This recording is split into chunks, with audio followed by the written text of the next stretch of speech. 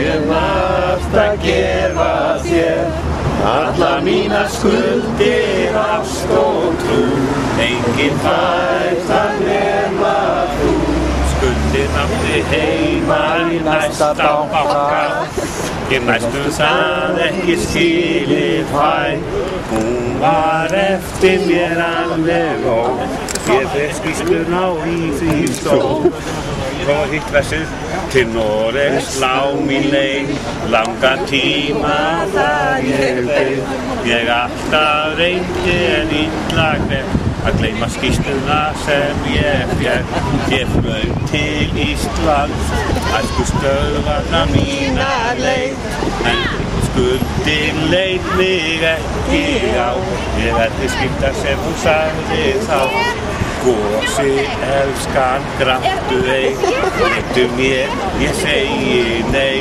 Þú vildi þig ekki vestlífsflóð, því var ég að bögga næsta ljón.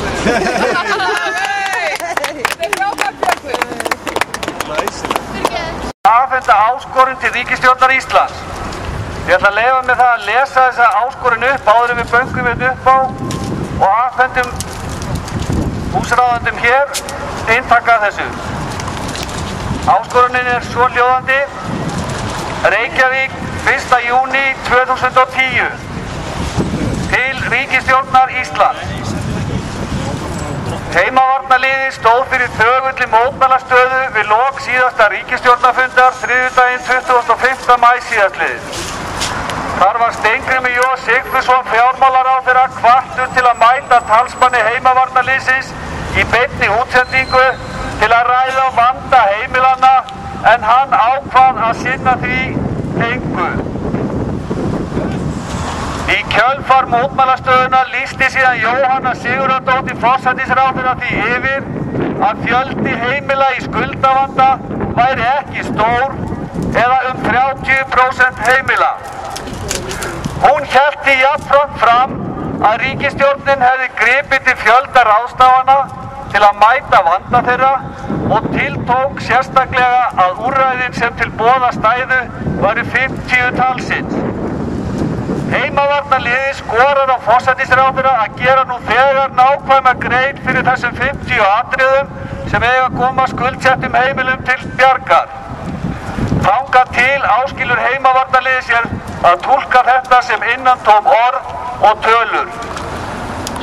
Heimavarnarliðið vill auk þess minna á að þegar talað að 30% heimila eigi verulegum skuldavanda, þá sé verið að tala á 700.000 einstaklinga sem fátæktin blasir við nú þegar. Jafn stór hópur á hraðri leið í sömu spor en reynir eftir mætti að greiða af stökkbreyttum íbúðalánum sínum í veikri vonum að norræna velferðarstjórnin leiðrétti þau aftur fyrir hrun.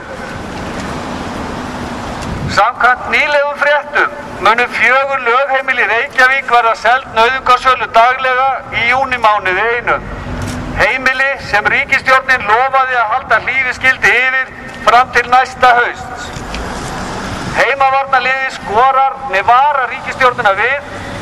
Heimavarnarliðið varar ríkisstjórnina við að láta högg þessi ríða á varnarlausum fjölskyldum og skorar á dómsmálaráðherra að stöðva þessa óhæfu án tafar.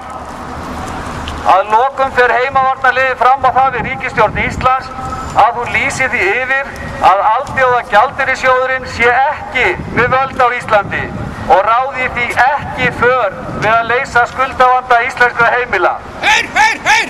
Áskorun þessi óskast lesin í heyranda hljóði á ríkisstjórnarfundi í dag, heimavarnarliðið@gmail.com. Takk fyrir. Heyr!